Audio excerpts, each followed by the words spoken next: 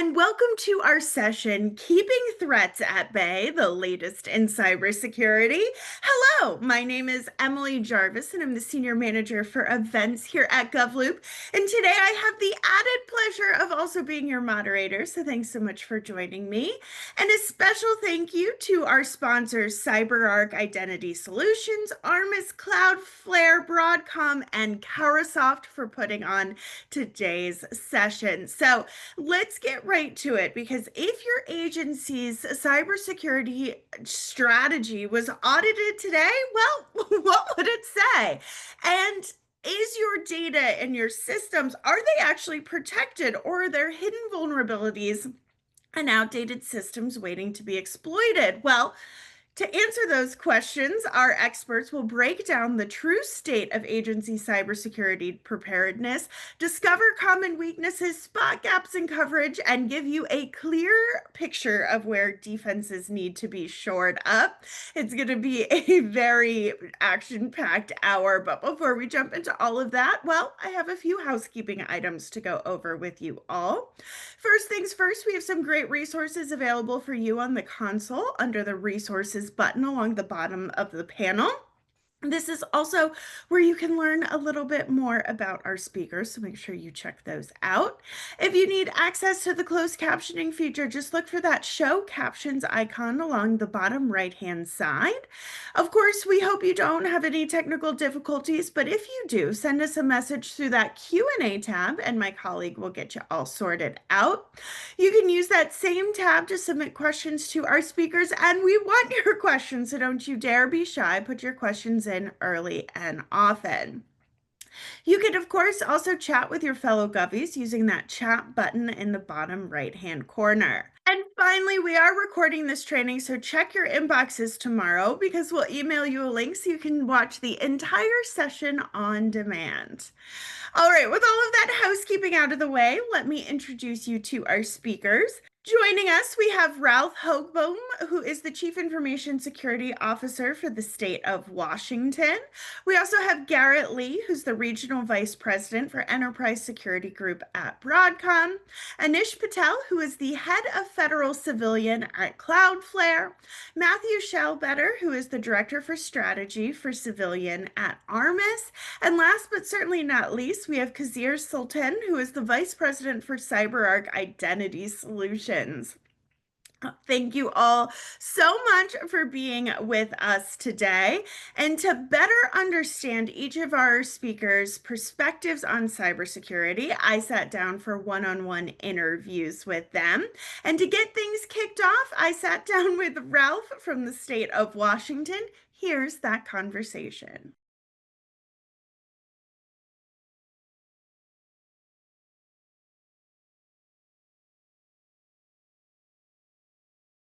Here to talk about all things cybersecurity is Ralph Hochbohm, who is a Chief Information Security Officer for the Washington State Department of Natural Resources. Ralph, thanks so much for being with us today. Thank you, Emily. Great to be here. All right, we're going to start off with a big question. And that is, what are some of the tools and best practices and frameworks that are really essential for defending against today's really, really sophisticated cyber security environment and threats? The first things that come to mind are those bread and butter technologies that I think are essential, things like mobile device management, endpoint detection and response, multi-factor authentication on your logins. Stuff like that, I think, is sort of a must-have at this point across your enterprise. When we're talking about tools, I tend to think of processes over purchases. Mm-hmm. I think it's really important to have a vulnerability management program which not only identifies vulnerabilities in your environment, but there is a process that is functional that leads to remediating those vulnerabilities. There needs to be this hum of daily work where, as you're seeing things, you start triggering that process, you engage with the people that own those systems, and you are using that sort of goodwill capital to get those vulnerabilities patched. Same thing is true of like a security design review process. somebody wants to bring in a new application or your development team wants to deliver a new application. What does that human process look like where you take those technical implementations, those servers, those systems, those applications, those APIs, and turn it into a useful product, which is this cooperation of all these different people that look at this thing, that kick the tires and that say, this is going to fly, or I'd like to see it happen this way. And so when I say processes over purchases, you can have a really, really great cybersecurity tool that costs a lot of money. But if your people don't know how to deliver real business outcomes from those tools, then you've just wasted your money, right? Same thing with a security awareness program. I've seen some really great material out there, but if your people aren't able to engage with it, and if it doesn't matter at the end of the day, then why even do it? I think it makes a whole lot of sense what you're describing, and I know personally, I have taken security assessment and training one after the other, and they are Right, that check the box exercise. You do it once or twice a year, and you're like, "All right, I'm compliant," but am I utilizing those best practices? Perhaps right. not in the way that I should be. So, that kind of optimization or implementation of those best practices makes a whole lot of sense. So Yeah. you already hinted at a lot of this with kind of your opening remarks here, but there are some pitfalls or challenges that agencies can really face when they're going about implementing these cybersecurity strategies. What are those challenges specifically? And then what are some ways that agencies can mitigate some of those pitfalls, if at all? Yeah, I think probably the biggest pitfall is really when people or when cybersecurity programs focus on the technology Mm, over the people, right? I mean, at the end of the day, the reason we care about these systems is because people use them. People either are consuming the technology if it's a customer, or they're the ones actively engaged in the technology in the case of desktops or internal apps or all of that stuff. Uh, Jack Jones is the creator of the FAIR framework for cybersecurity risk quantification. And he has a really great example where he says, what's the risk of a bald tire? And people start speculating, oh, the car could spin off the road, it could cost this much. And he says, I haven't told you anything about it. It could be a tire that's hanging on a rope on a tree. Now what's the risk? And his point there, I think, is people in cybersecurity tend to think about risk as a poorly defined, scary thing. And the what Jack Jones is redirecting you to is tell me about the expected losses. Tell me about the thing that's in play so we can start to talk about what are the outcomes that could possibly happen. And now we can talk about cybersecurity controls that can change those outcomes. So in the case of the bald tire, right, driving slow is a cybersecurity control, not driving in the rain, going to the tire shop and getting some new tires, right? But you need to know what's at risk. Are my kids in the car? Am I driving to a wedding? Like you need to know what the stakes are. And when I say some of the pitfalls are focusing on the technology, that applies to things like measuring risk as well. There's this effort among companies to quantify risk, which is a great thing. We've done the low, medium, high. We've done the heat map garbage for too long. And so quantification is definitely the right way to go. But when we focus on the metrics and the measuring of technology numbers that are not connected to business outcomes, and I'll give you an example. One of the primary objectives of the Department of Natural Resources is the sort of annual fight against wildland fire. yeah. It's a huge, huge problem. States and there's been a really tremendous nationwide and even North American response to wildland fire. It's a very cooperative community. So when I'm talking about endpoint protection in a fire camp, where let's say they've got laptops and they need to use USBs to transfer files, USB drives to transfer files. And I guess the old way or the pitfall way would be to think if a virus gets on a laptop, then now that's the risk. The risk is the virus. And I would say no, that's not the risk. That's an event that could happen. But the real risk is, are my firefighters going to be kept away from the fire because now we have to talk about the potential of a data breach or malware cleanup. And that what we're talking about is capacity to accomplish our mission, to be out there fighting a fire. And when the technology goes sideways, that's the problem. And that focus on the technology, really zeroing in on a virus came in via USB, ignores the fact that we need people out there fighting fires. We need the data that we're using, that we're sharing, to maintain confidentiality and integrity, so that they can get out there and do their job. And Yeah. that's what I mean when I say I think one of those pitfalls is really zeroing in on the technology and forgetting that there's people out there. Yeah. I've talked to some other CISOs out there that kind of reference the same thing, but they they called it we can't be the organization of no. Like you just can't necessarily do Right. this. You have to be the organization of let's see where we can go because people will go around you if you put so many barriers in place to accomplishing things that are essential, like putting out fires.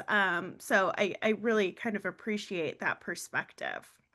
Yeah, absolutely. I think a lot of cybersecurity, I think cybersecurity has a lot in common with decision science Mm, and with helping people make better decisions, make higher quality decisions, and risk assessments are a tool to help you do that. And the way that that comes to play when we're talking about things like fire camp and being having cybersecurity being a department that says no, it's the decision being made isn't do I use this tool or not. It's do I use this tool or do I go around cybersecurity and use an alternative, right? If you're going to make a decision, you need a couple of things. You need preferences, you need information, and you need alternatives. And if cybersecurity says no and they're not there enabling the business to make a higher quality decision, they're going to choose that alternative. And now you've got a breach that you don't even know about. yeah. All right. So with all of that in mind, obviously training and better understanding the risks and the opportunities within the cybersecurity world is paramount here. So how can agencies better invest in training so it's not just that check the box exercise and create this next gen of cyber professionals or cyber aware professionals, so that organizations can be more secure because obviously security is really really important. Yeah. I think the biggest answer is investing time in people. I Hmm. mean, both for a security awareness program that you have for employees, and I mean for your cybersecurity professionals that are working in your organization as well. There are so many talented people out there. We just closed a recruitment for a cybersecurity analyst, and I was overwhelmed. Several hundred people applied, and going through those applications, all of them looked like rock stars. There's some really great people out there doing really interesting work. And so if you have the opportunity, give people a chance. There's a tremendous amount of talent out there that's available right now if you're able to take advantage of it. What I mean about investing time in people, I think teams that outperform are the ones where they do work together as a team, where they're not siloed. I know remote work is super common today, but it doesn't have to be alone work. When I'm talking about investing in people and I'm talking about your cybersecurity professionals, some of the things that we do at Department of Natural Resources to really maximize our folks is we spend about 90 minutes a day together in a team call working on issues. It's very cross-functional, right? If we're doing processing out-of-state travel requests or we're doing dashboard logs and alerts review, we're doing that as a team, regardless of your position or your title. We also do monthly consolidation day where everybody, you're not allowed to take meetings. We're just going to hop in a call and we're going to work together on whatever you want that day. It's like an R&D day. And so when I say invest in people, we're trusting our folks to know what the next right thing is to do with that consolidation day, whether it's cleaning out your inbox or whether it's saying, I'm going to spin up this open source project in a Docker container because I want to see what the open source security community is developing and learning and playing in that area. Of course, it's important to give your folks access to training material as well. So you should have a training budget and you should ask people to use it. But investing in those people by spending time with them, there's so many small moments of mentoring that happen and encouragement for each other, just being involved in each other's lives. And at the end of the day, when they want to come to work excited and energized because it's filled with people they trust and want to spend time with, they're going to do such a better job. And the same thing is true for your security awareness program. One of the first things I hear from other agencies is, Ralph, your security awareness training doesn't scale. I take regular road shows. I call them road shows, and I take them to my business units and I say, hey, we're going to talk about phishing, but we're going to go behind the scenes and we're going to take a look at the criminal supply chain. How much do you think a Gmail account is worth? Well, 100 of them will fetch about $1.50 if they're 3 to 6 months old. How much do you think the FTP credentials for NASA.gov cost? It's in Bitcoin, but it looks like it's going for about $65,000 right now. So, how much would your dnr.wa.gov credentials fetch to someone where the US dollar goes a lot farther, right? They only have to sell one account, and that's a month's worth of groceries. So talking about aspects like that, talking about the sophistication of the criminal supply chain in real numbers, helps it become real for people. And so when I hear people say, Ralph, your approach to security awareness training doesn't scale. You're spending, all of these hours every quarter going out and doing these roadshows and doing these live trainings. I don't know anybody who's excited to see a pre-recorded security training, Emily. No, Nobody. no. Nobody. And I can't give this training to absolutely everyone in the company. It's going to lose that personalized feel. But the people I do give that training to, it makes a difference. And whether those people are line folks or whether they're supervisors or whatever, they remember it. It's real to them. And when I come around next quarter, they remember me, and there's a relationship that's there, so that when something happens with cybersecurity, they think, oh, I know Ralph. Ralph knows what he's talking about. I'm going to ask him for help because that relationship exists. Cybersecurity awareness training is such a smart investment for relationship building that is such a great way to encourage your staff to be cybersecurity aware, to take it seriously, and know that we have functional infrastructure to deal with cybersecurity threats. Yeah. I think that's so critically important. It's kind of the reframing of the cybersecurity training conversation. And I gotta say, we have a toddler at home who is obsessed with Frozen, and they have that song about do the next right thing. So Yeah, anytime I hear someone talk about it, I'm like, yep, we're on board, and we're gonna do yeah, the next right thing. exactly. All right, two more quick questions for you. And the first is I'm curious from your perspective. There's so many different conversations around different threats and potential challenges and breaches and all these things. What keeps you up at night? What is your biggest cybersecurity concern right now in this space? I think I have two. I don't know. Did you see Meredith Whittaker's? She's the president of Signal. She gave a talk at South by Southwest that went somewhat viral in cybersecurity circles. She was talking about agentic AI. I don't know Hmm. if you saw that, Yep. but I think she's spot on. There are so many people excited about agentic AI, and I have a hard time getting on board with that. It really sounds like, oh, okay, so you're going to have an agent that can then do all of these things for you. How is this not just another service account that's overprivileged, right? It's because your agent is able to access your banking information. It's able to access your calendar. It's able to access your email and do all these things and set these things up for you. It's a service account that has a direct pipeline to all of this stuff. And where is the logging, the monitoring? Where are the safeguards? It reminds me of that scene where Ian Malcolm in the original Jurassic Park is talking to John Hammond, and he says, "Your scientists were so excited about whether or not they if they could do it, they didn't think about whether or not they should." And Yeah. agentic AI is that. We're so excited to get these AI agents out there that we haven't slowed down enough to build the safeguards, the handrails in place for this sort of thing. Giving AI access to all of that data without thinking through the ramifications is one of those things that keeps me up at night.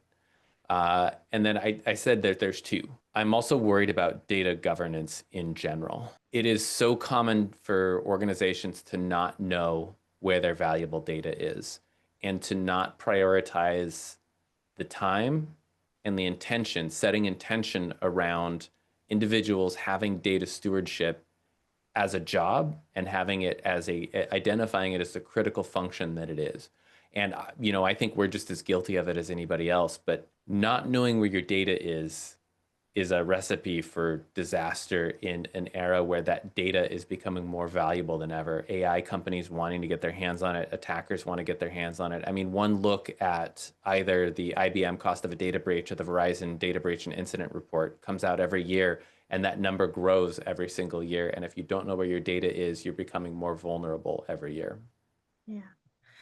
All right, so this is pretty much the flip of the question I just asked you, but what do you think agencies should be paying closer attention to? So obviously we're talking agentic and data governance. What should folks be paying close attention to as they're looking to beef up or strengthen their cybersecurity posture in some way? The people, Yeah. the people that work in your organization and the customers that you serve. Um, I I think cybersecurity gets so excited about frameworks, Yeah. right?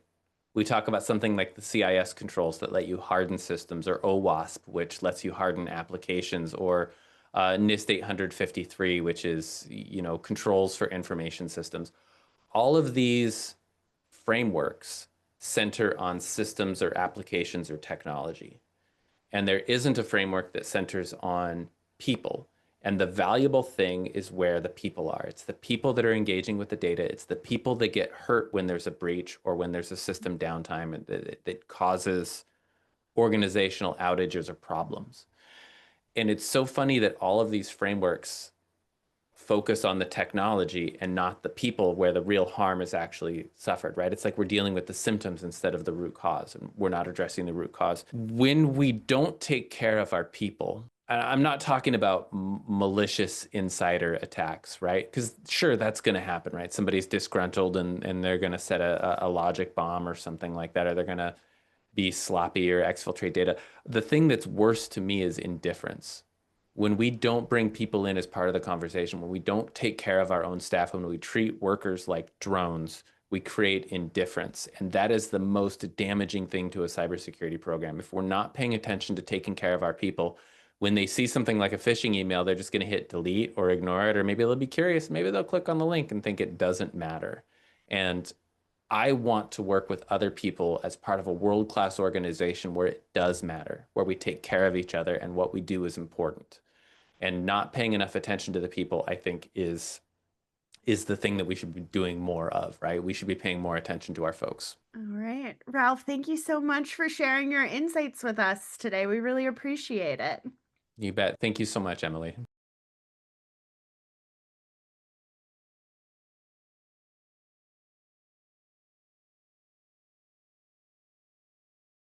The Department of Homeland Security's Continuous Diagnostic Mitigation Program, better known as CDM, was launched in 2012 to help agencies better understand and get visibility into the risks and improve the ability to detect and respond to threats.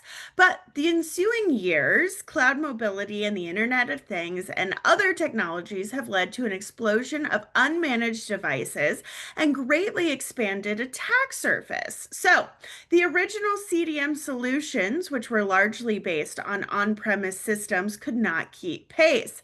I sat down with Armis's Matthew Shellbetter to better understand what the next phase of CDM looks like in government. Here's what he had to say. If you remember, CDM has multiple layers, right? And Yep. the first layer A is where it's the tools that are talking to the devices and gathering information. Layer B is where it all gets aggregated, and then the top two layers are an agency dashboard and then a federal-wide dashboard, all focused on what's there, who's using it, where's the risk. And CISA for this new award for data services is essentially coming around and saying, hey, we're going to replace that layer B, that sort of custom code area that has been holding you up And we're going to replace that with an OEM solution, right? Armis is on the list. And there's a couple other, they call them CASM solutions, just attack surface management is the catchphrase. So that essentially what they're doing is offloading that aggregation of data and cleaning it up for the pipeline onto a cloud-based OEM like us. And so the idea is that it puts some space between an agency's mission in terms of how they want to manage a network, how they want to deploy, what tools they want to use, and the CDM pipeline. And that's a good thing. I mean, it's a model that works all the way. You really want that lower end to be plug and play, and then they should really just beat up on the vendors like us to make sure that we have the right integrations to get the data in and out. And it's using standard tools. Everybody these days has a RESTful API. Like any tool, if it can't integrate in this way, is just sort of outdated and backwards. So I think it's a good move. It allows agencies to be more flexible. I also think there's a lot of value in these tools existing within the environment because one of the main problems of the CDM data is it's fairly foundational, right?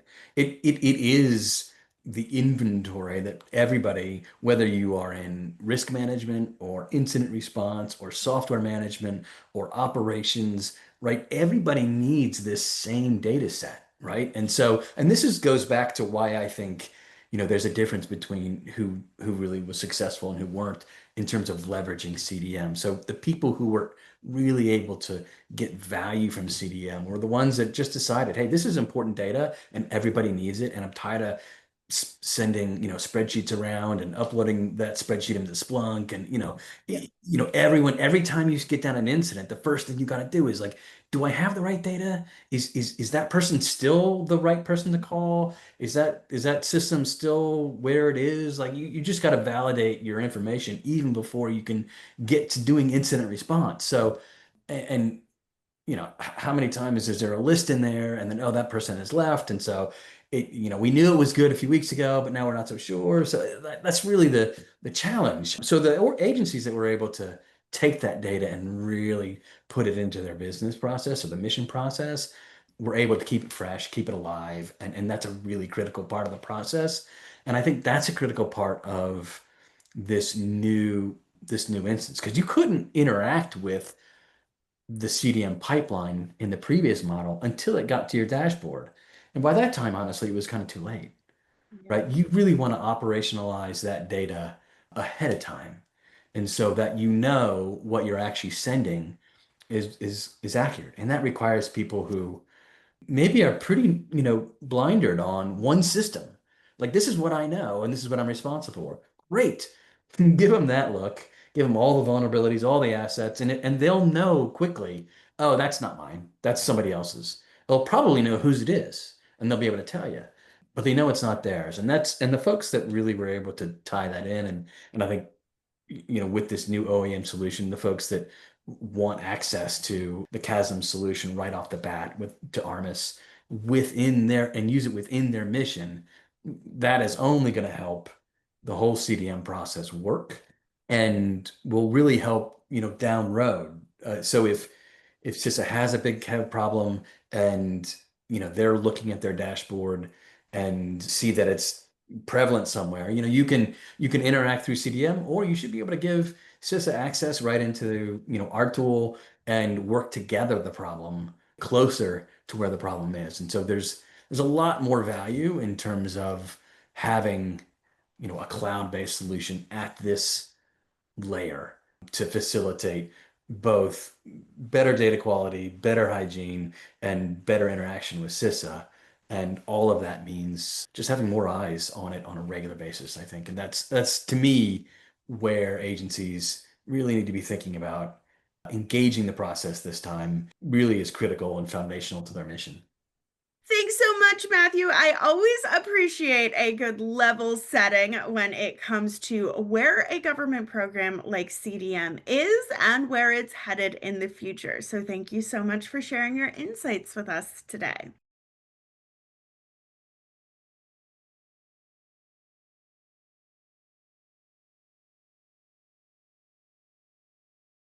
Cloud technology for many years enticed agencies looking for savings and efficiencies.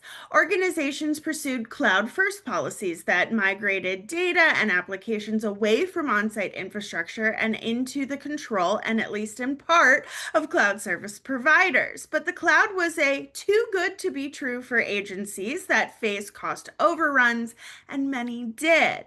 And lately, malicious actors have gotten exponentially better at exploiting cloud vulnerabilities. So, my colleague Candice Thorson sat down with Broadcom's Garrett Lee to better understand the cloud cybersecurity vulnerabilities and where it can go. Here's what he had to say. Agencies and organizations rush to cloud to take advantage of the operational efficiencies that they believe they can provide, yet some of the same security concerns persist in that environment. And some others are introduced. In solving one problem, often we identify additional complexity and additional challenges in life. Same is proven to be true here. So what we see is misconfigurations causing problems. Poorly secured storage buckets are a good example, allowing access that's unwanted. Weak identity and access management policies we're seeing also causing unwanted access to sensitive data in the cloud, as well as vulnerabilities of the cloud applications and infrastructure themselves, as well as malware. Attackers are exploiting these vulnerabilities to gain access to sensitive data, to disrupt services, and to conduct fraudulent transactions, deploy ransomware. And the consequences of these attacks, when you consider the federal mission and the sensitivity of the data that they operate, and those data breaches can be pretty steep in consequences.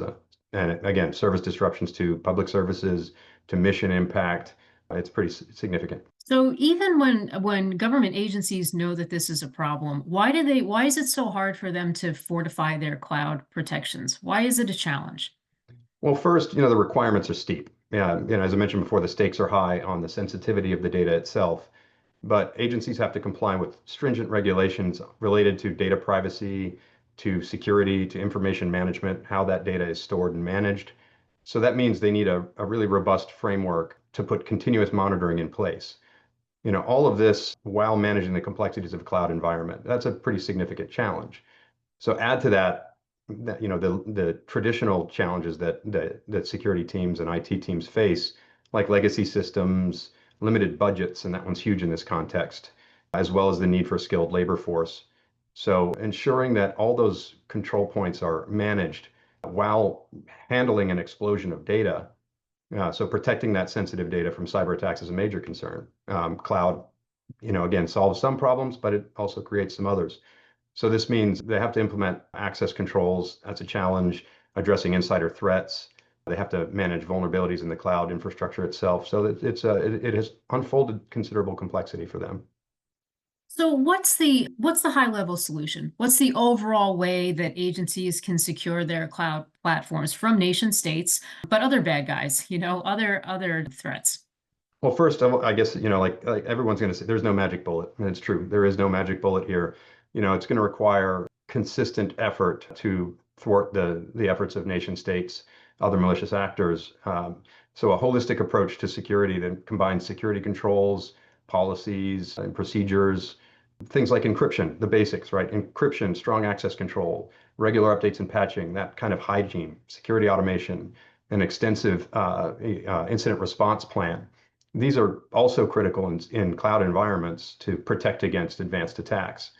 Additionally, the advent of AI and what we're seeing that has democratized pretty sophisticated attacks is also a concern that the target is going to be where the good data is. And if it's in cloud and if it's further from your control, that's a concern. So additionally, understanding the shared services, shared responsibility model with each CSP is important. So that maps out what controls are provided by the cloud service provider and what would be responsibility of the agency to avoid gaps. So the basics still apply as the net, right? Zero trust, data protection strategy with robust data loss prevention to make sure you're really safeguarding the data, micro segmentation to limit the opportunity, as well as strong threat and incident response. Those are what we're seeing as the right approaches here to adapt to cloud security environments. Thanks so much, Garrett and Candace. I really appreciate you breaking down these pros and cons of cyber in the cloud for me. It gave us all a new perspective, and I really appreciate it.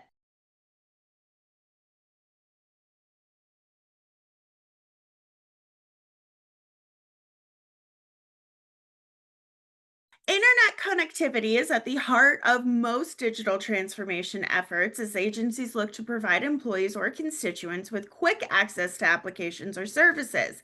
In the process, however, they end up with a growing web of connections that is increasingly difficult to track and secure. So I sat down with Cloudflare's Anish Patel to better understand this landscape and what agencies are doing to fix it. Here's what he had to say. Well, the internet is only becoming more pervasive, and things are only going to get more connected. That's not a surprise to anyone that's probably listening to this podcast or this video. Is this a podcast or a video? Reset that. Video interview, but you can call it whatever you want. Restate that comment. But yeah, that's a good question. The internet, of course, is only becoming more pervasive, and things are only going to get more connected. So the connectivity that you need for your applications, your users, whatever it might be, we all know that the minute something's open to the internet, it's open to attack. And I think that's really the area that folks have been trying to solve for quite some time. Agencies, just like commercial entities and businesses, they struggle with like increase in cost or complexity or the risk of just connecting it all, right? And so everybody wants things to be more connected. Everybody wants things to be more modernized and work on their mobile phone and any type of device they want to use from anywhere in the world. So for an IT leader, there's just really this sense of kind of a lack of control, right? How do you control all those factors when you want the best experience, but you don't have the budget to be able to do that? Or you may have the budget, but you don't have the manpower, and there's a lot of complexity there. And so I think that's really the thing that Cloudflare tries to help folks address. Very, very cool. And I appreciate you laying that groundwork because I know as a user myself, I've been through plenty of security trainings and perhaps I've connected to some unsecured networks in the past. So I think it's always like a great reminder that these risks are really apparent, like you said, and only going to continue to grow. So any examples or use cases besides the example I just gave here of how an employee could be a security risk to their organization? Yeah. So yeah, that question, both from an employee side or just a constituent using a service. I mean, the modernization of services that we just talked about across the internet becoming more pervasive. Today, that means like being able to request and receive services without having to go somewhere in person is a big deal, right?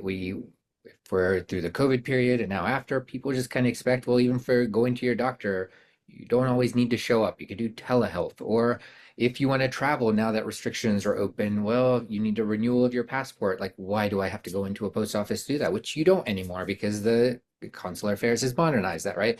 And so if you think about all these like traditional government services that required an in-person visit for the sake of traditional processes, that's the thing that we try to, as an organization, Cloudflare, and then as a government entity as a whole, and this kind of industry as a whole is trying to modernize that experience.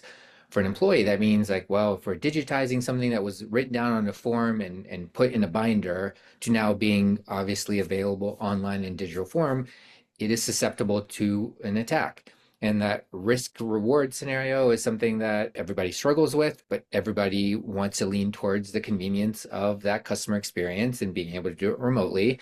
And so there's some level of risk is acceptable, but as a government agency, trust in government or rebuilding trust in government is kind of the key thing, right? Otherwise, all these services fail. And even if you provide a great experience, you just won't have the trust of the people. And so how do we take, whether it's an employee or a user that's accessing the government services, like, how do you help those folks like stay connected in a secure way? Sometimes they don't even know that the threat vector is a threat vector. If you think about the most common way that this happens, a phishing email somebody sends, the common theme seems to be a CEO is asking you to buy a gift card for him, which obviously is not a legitimate thing, and most people know that now. But you might be an admin or a user who have access to a system that you need to log into. And today, with all the modern things that hackers have access to, it's pretty easy for them to build a form with perfect English and perfect graphics, and it looks exactly like the form that you'd be signing into. And you may accidentally input your credentials, right? So how do you prevent a lot of this stuff that's happening in the threat landscape? That's really the area that as an industry we are focusing on. No, I really appreciate that, especially as you think about it. I haven't been to the Department of Motor Vehicles in years, and the thought of having to go back there is, well, not appealing. So you're absolutely right that the push to these digital services is really pushing agencies to modernize, but that security profile has to be intact. Otherwise, there's a lot of risk out there. So with that in mind, what are some strategies or best practices that agencies can really use to make these connections, whether it's through the internet or an application, more secure? What are some of the best practices that you've seen utilized with some of your government customers? Yeah, well, maybe I'll start with the most obvious, but it's don't leave things unprotected on the internet. If we look at the whole of the internet, right? So everybody has their corporate services. You may have like a personal profile, whether it's social media, whatever it might be, obviously different privacy settings, and all that stuff can get overwhelming, whether it's in a personal capacity or a corporate capacity. But in general, the vast majority of the internet is still unprotected. And so Cloudflare, which is about a 15-year-old company now, actually started with the premise of if we had to rebuild the internet, how would we make it better? Like, how would we solve some of the things that have kind of unsuspectedly or, maybe suspectedly become a challenge today? And when you say it out loud, it's like, well, obviously you need to protect things on the internet, but why is it hard to make sure that traffic that goes to your website or from your website is encrypted? It's not technically hard, but it is tedious. And those processes need to be simplified so that people can enact that security, regardless of whether they're a cyber expert or not. And so that's what Cloudflare, one of the things that Cloudflare did early in its endeavors in this space was to take the concept of HTTP. If you remember, if you're old enough to remember, the websites were just HTTP and sometimes they were HTTPS. We made that something that was just kind of like push button simple. You toggle a little thing on that says, I need a site to be just fully HTTPS. And we made that happen, right? And so bringing that same kind of simplicity across the board is kind of critical for anything you do, whether it's with Cloudflare, with your existing vendors or new vendors that you're looking at. How does security become something that's just built into the platform and is easy enough to integrate into whatever complex processes you have as an agency, as an organization, or as a personal user who's trying to get access to something you have sitting at home from Starbucks? Thanks so much, Anish. I really appreciate the in-depth look at how connectivity plays a role in cybersecurity overall.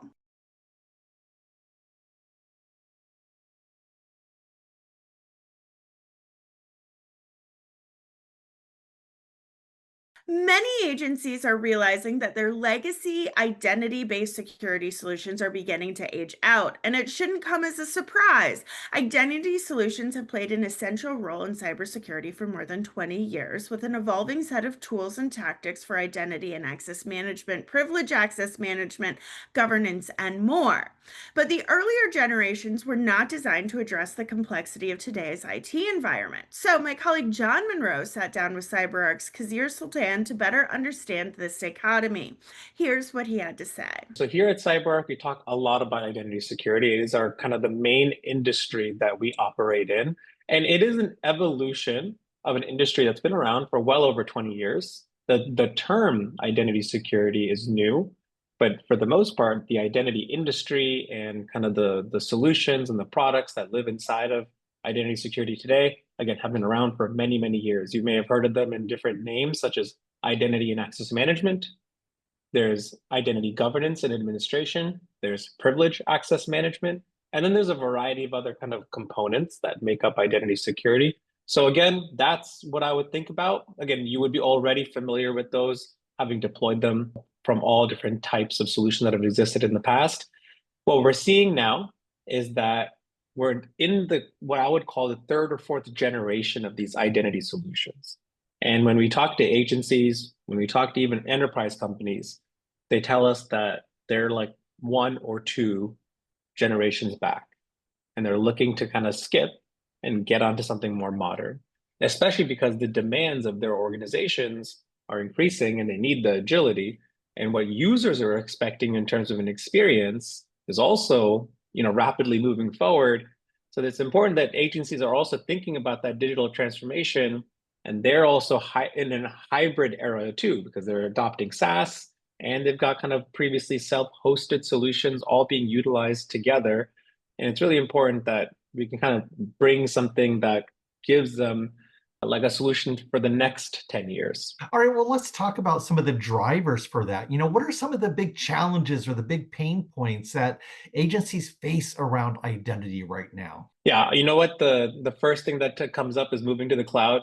There is a lot of being asked of agencies and expectations of agencies to move to the cloud, but not everything is so easily moved.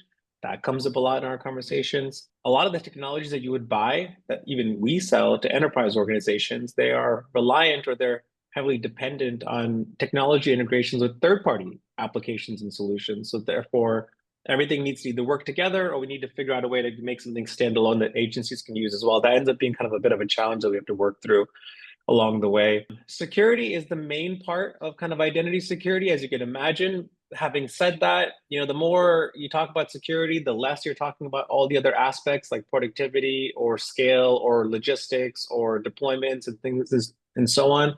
We probably will talk about this here in a few more minutes, but security ends up being something that's like the main focus, but detracts from some of the other areas that really deserve a lot more attention as well. There's budget, obviously, especially in the climate that find ourselves in today. And then there's culture around kind of these solutions, what we want to bring in, what makes sense, what's broken, what needs to be renewed. These are just some of the common challenges that we come across, and agencies bring it up to us the most, although we find it even in kind of when we talk to consumer and customer environments as well. All right, well, let's talk about kind of the actual employee experience, because we all know that's so critical to cyber. So to what extent do you see employees kind of recognizing the importance of security versus, say, seeing it as an obstacle? And how does that factor into all this? In my eyes, the employee, the end customer of every agency is recognizing that all of this is much, much better for them. People can, in 2025, they can sense when something doesn't feel secure to them or something was overly easy for them to access. Because you wouldn't want that same feeling when you log into your bank account or your 401k or your brokerage account. Like, you want to feel like it was a little bit challenging to get into it, because it then feels like others cannot if they didn't have the credentials that you have. So I tend to find that employees are totally like open to whatever changes they are going to be pushed upon them, as long as they are not antiquated solutions.